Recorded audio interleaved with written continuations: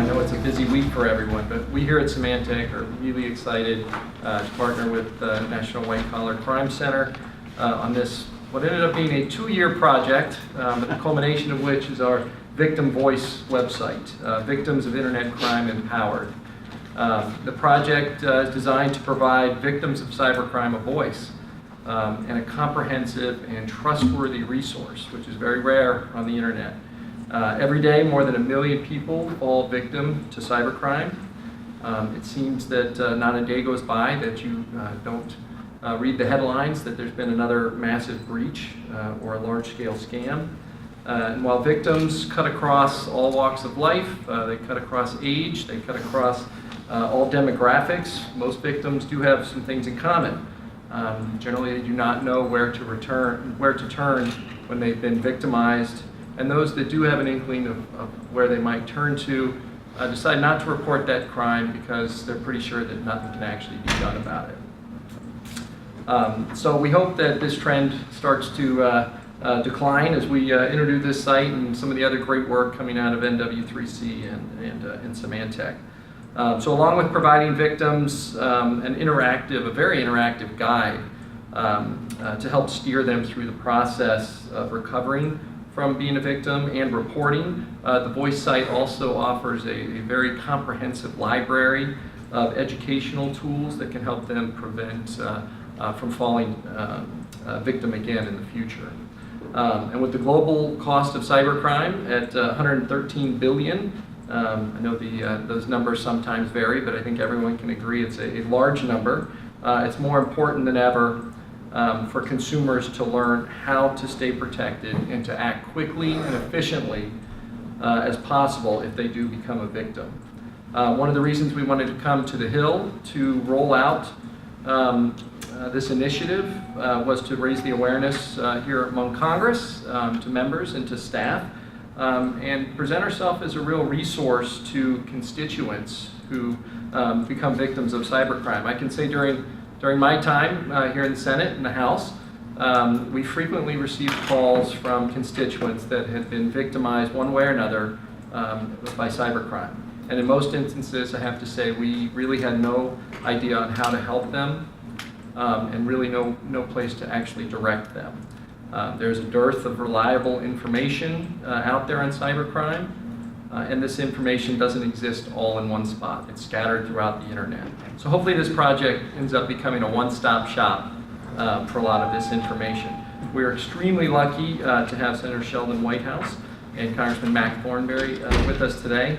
Their commitment in raising cybersecurity awareness and fighting cybercrime is truly unparalleled here on the Hill. So their participation here today is really very important. It's certainly a pleasure for me to be here, and I appreciate everything that Senator Whitehouse does in this area of cyber. It is certainly an issue where Republicans, Democrats, House, and Senate have a lot in common, trying to help the country be safer.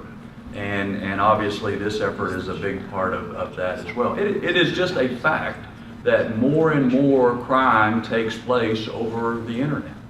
And it's also a fact that bad actors, state actors and others, hide in all this criminal activity. So this is not only an issue of personal security and the victims of crime, it also affects our national security.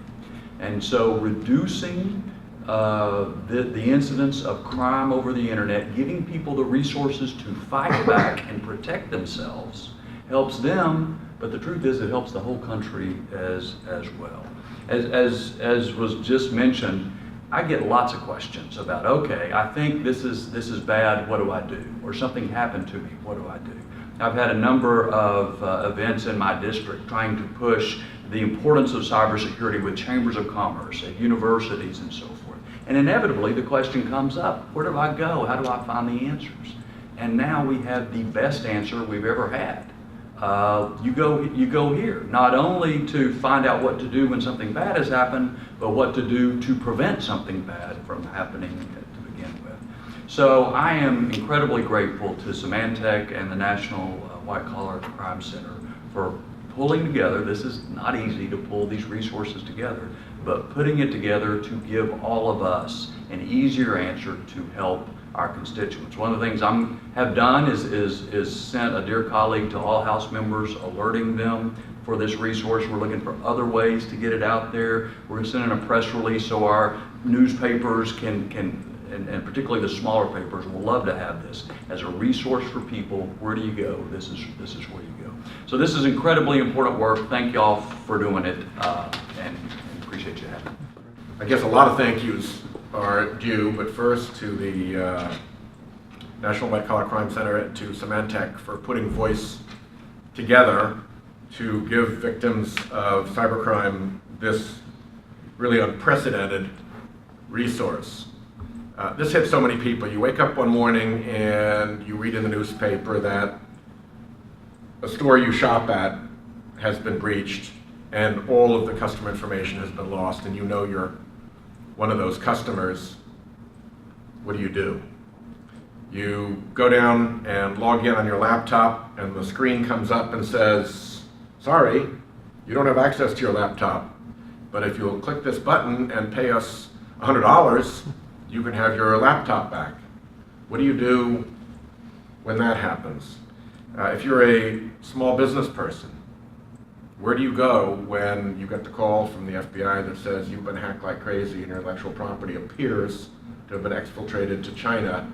So stand by looking for a competitor from China to be making the exact product that you make using your specific technology without any kind of a licensing arrangement or benefit to you.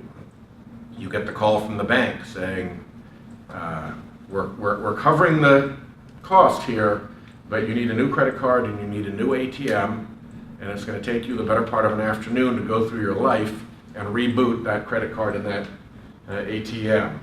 Now, over and over again, people in their regular lives see this hitting home, and they really haven't had a good way to begin to navigate the problems that emerge. So I think this is going to be an immensely valuable tool. As Representative Thornberry said, on the other side of this is not a bunch of innocent hackers in their pajamas in the basement. There are major international criminal organizations who are involved in this kind of escapade, and many of them are backed by or working with the permission of nation states. And so if you feel alone when you come into one of these and that there's a big outfit that's up against you making your life miserable, you are not mistaken. And to bring this resource to bear for those folks when they're there and feeling alone is very important. I do want to mention one piece of legislation that we are working on in the Senate. It is bipartisan, and we're hoping that it will soon be bicameral and bipartisan, and it will provide additional notice to the public about the scope of the cyber threat from a whole variety of federal organizations that are involved in responding to the cyber threat. But we can sprinkle that information from the top out to people so that the news media and folks reading about this have a better sense of how dangerous cyber world can be, but they still need something like voice when it's them to go to and to guide them through the difficulties that they're about to begin to experience. So again, to Symantec, thank you very much. To the National White Collar Crime Center, thank you very much. Well done, and if there's anything I can do to be helpful as this goes forward and rolls out more, please don't hesitate to ask me. As a former Attorney General and U.S. Attorney, I've got a few other constituencies I know would like to work with you. Thank you. Now, maybe we could hear from the National White Collar Crime Center. We have Chairman Gaynor.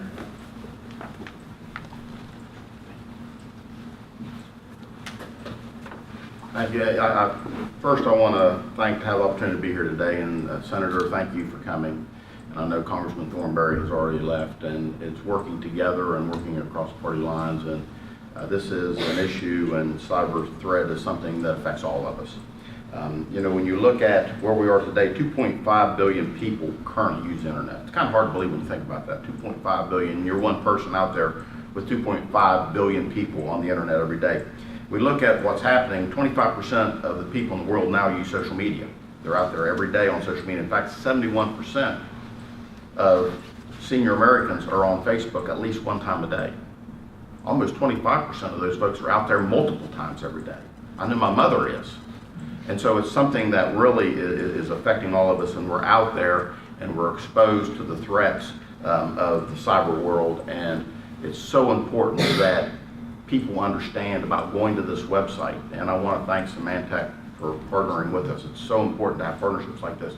But not only a place to go once you've been victimized, to understand how to work your way through the myriad of problems that you're going to have, but more importantly, going to this website and protecting yourself and understanding what to look for and to understand what threats look like and maybe even educate you to the point that, hey, I may have been victimized. My personal information may have been compromised. And so it's so important that we work together. It's so important that the Congress is being upfront, and they're being so forceful in working together on this solution.